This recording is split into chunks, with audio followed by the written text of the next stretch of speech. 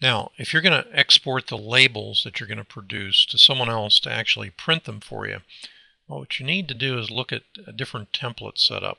We're going to look at New first and set up your own template. In this field on the left side, what you're going to do is put the owner's name, his address, city where he lives, state where he lives, and the zip where he lives. You'll see that they all moved over to the selected sort side. And in the new template that we're going to see, these are going to come out on top. So what I'm going to do is move these to the top of the template search.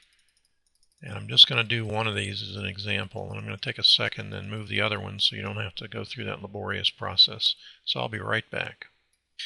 So now I've moved the owner information up to the front of the template. What I'm going to do is I'm going to name this template owner so we can remember what it is, and we're going to save it. So we're going to close this, come down to our owner template that we just created, and as you'll see, it changed the format.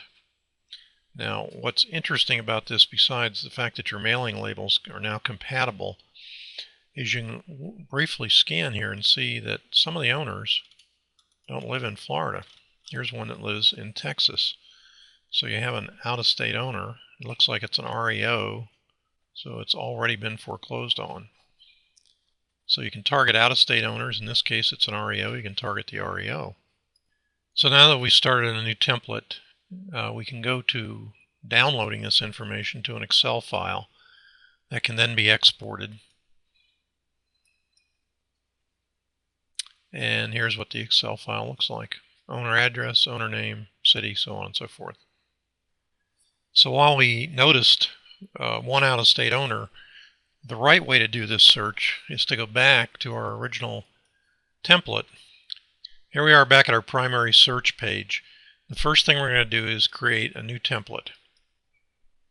Again, you'll notice this is the same parameters that we have, so it's easy to learn. And what we're going to do is go down here to owners. We're going to pick state where the owner lives, add that to our search criteria. We're going to save that as what we're going to call out of state, so we remember what it is. And we're going to go back to our search engine. So here we are back at our regular search page with the new template called out of state. We have to pick that. We're going to look for not exact on the owner state, so it doesn't match with Florida's. And the one we're not going to use is Florida. Finally, we're going to pick pre-foreclosure, and we're going to do our search. Yeah, there's 369 results, and we're going to look at these results.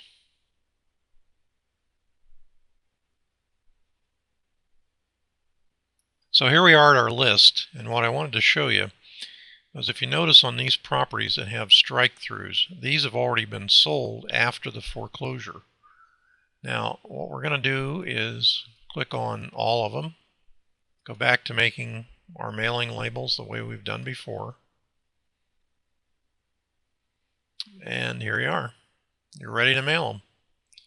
If you notice, they are all out-of-state owners. And here's one in the United Kingdom. Truly an amazing sorting feature that allows you to search instead of the public records item by item, to do it electronically from your home and never have to go outside and do your mailings directly.